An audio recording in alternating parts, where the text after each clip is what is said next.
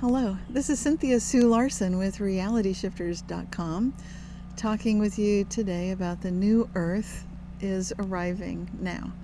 Whether you call this the fifth world, the golden age, it's got many, many different names, the age of Shambhala. This is the topic I'd like to bring up because, it came to my attention. And how did that happen, you might wonder. I'll be talking today about a series of dreams I had in May 2023. They were so important that I wrote them down at the time and shared them with a friend. I hadn't really given them a lot of thought until a couple of weeks ago at our Mandela Effect conference in Nashville, Tennessee, when on the first day, Pippa Oona and Lee Allen from Crazy's Lab both were talking about key elements from that dream that I'd had. So let's get into it. What is the dream and how did that even happen? Okay, the dream I had, it has to do with a train, and specifically a train with more than one set of tracks. When Lee Allen was talking at IMEC 24 in Nashville, he was saying that experiencing the Mandela Effect is a lot like being on a train when the tracks are being laid down in front of you. In other words, there's no train track until you get there, and it's kind of like the train track is building itself. Beautifully put. Can't remember offhand what Pippa Oona said, but it was something remarkably similar.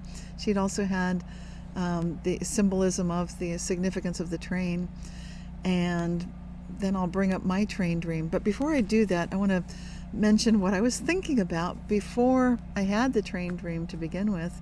And again, today that I'm recording this video, recently I've been thinking about this topic as well. The topic has to do with the signs and signals from Pillar 43, the vulture pillar, vulture stone at Göbekli Tepe in Turkey, and what that significance of that warning or that message might be. Both back in 2023 in May when I had the train dream, that was on my mind. And again, this week, that same topic was on my mind. The topic of ancient apocalypse, if you will, about these cycles of 13,000 years of the coming of a new age, a new world, and how the Hopi talked about how we're in the fourth world, but the fifth world is coming. We know that there are stories and there's evidence to show there has been a great flood on the planet before.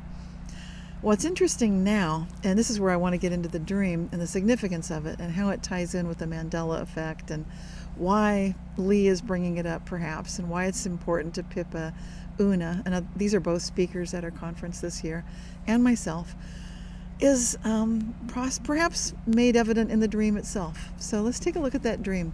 What happened in the dream? Okay, this is fun because I get to just tell it like it's a story. In May 2023, I woke up having had this amazing dream that I'd been on a ride very much like, kind of like a Disneyland or an amusement park or a theme park ride. What was noticeable was how beautiful the setting of the ride was. It was kind of like everything was a perfect little village, sort of like if you've ever seen the way some of these theme parks create sort of a facade, it looks real. And it gives you the feeling that you're in this perfect little alpine village, for example. And definitely there was that going on. Once people got on the ride, there wasn't that much of a line, so I saw people were getting on one train and off it went, and I was getting on the next train. Like I said, not much of a line, and I'm starting to notice how beautiful the surroundings of this train ride are.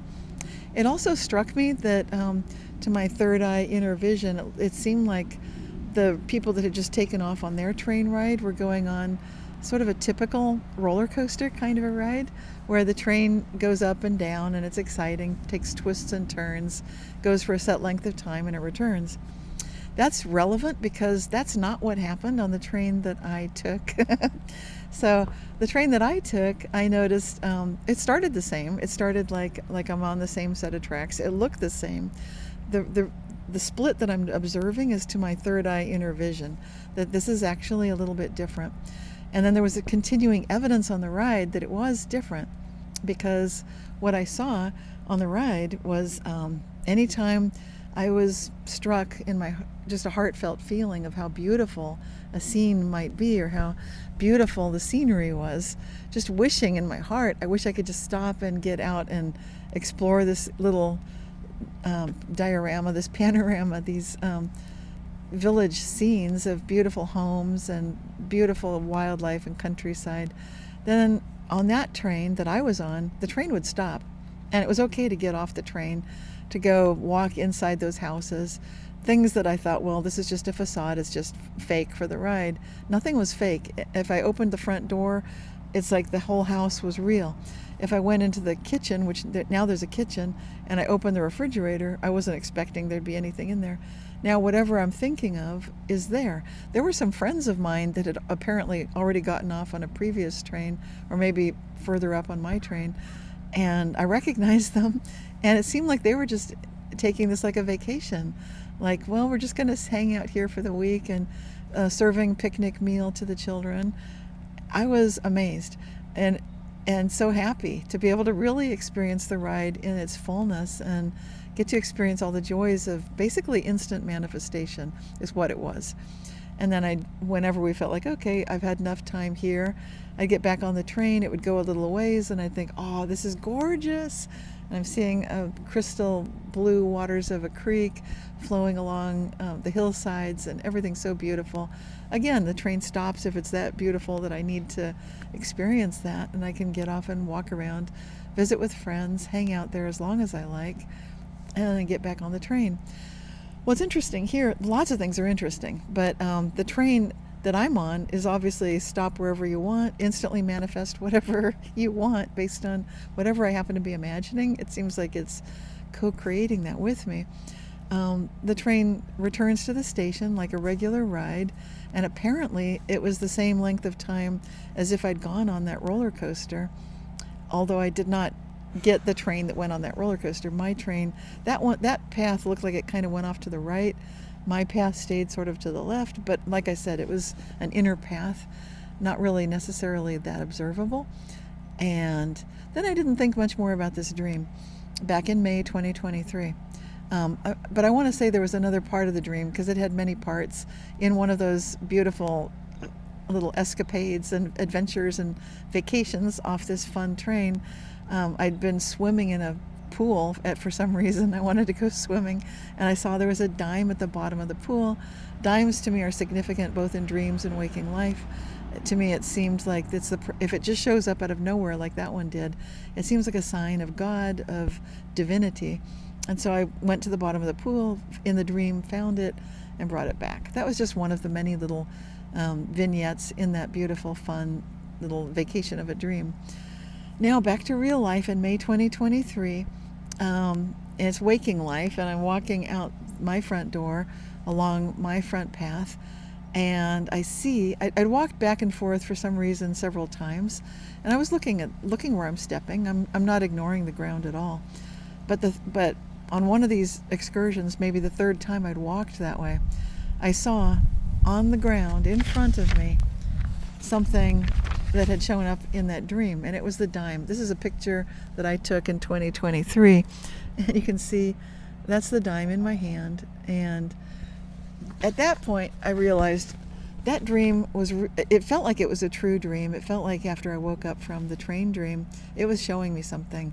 It seemed like the message was, the people on the path of instantaneous manifestation will be experiencing the new earth now. And people that are not noticing that, they're seeing the ups and downs, and it's like the drama, maybe the trauma of regular life. They're continuing that journey. But right now, the bifurcation is beginning. The new earth is here. And that dime showing up in my real waking life, after I'd found it on one of my many excursions off that train in the so-called dream, to me was really significant. My nudge to give this video my attention and this topic my attention today comes from the conversations I had with Pippa Oona and with Lee at the conference, where the three of us had noticed the significance of the Mandela Effect in relationship to a train. And this, I loved what Lee said. It's like we're creating the track as we go. And that seems like exactly what's happening. This seems like what we heard about, if you follow Bible prophecy or if you look at the Hopi prophecy, it doesn't really matter which prophecy you look at.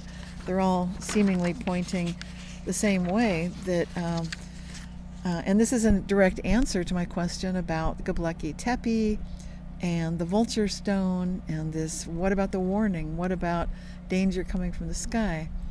Well, if you're able to be on the train where you get instantaneous manifestation, you're experiencing the Mandela Effect, there seems like a high likelihood that it's not the drama and trauma of the regular roller coaster with the reset of the world, but it might be possible, as I would hope, how good can it get, that we could have a beautiful soft landing into this fifth world, this golden age, perhaps without all of the disruptions that some people, even if they're not talking about it, they're just building their little bunkers and their tunnels, and they're stashing their seeds and their foods underground and all that good stuff, building rockets to Mars and what have you. Maybe that's not necessary. Possibly we can imagine something better, and if we build it, it will come. And that's what I'd like to see. And if there's something better, let's see that too. Let's find out how good can it get. So this is an invitation to all of us wise humans, Homo sapiens, that means wise humans, to step into that name and truly be the wise humans that we can be. So until next time, just know that I love you. You are a wise human. And keep asking my favorite question any chance you think of it or you feel inspired.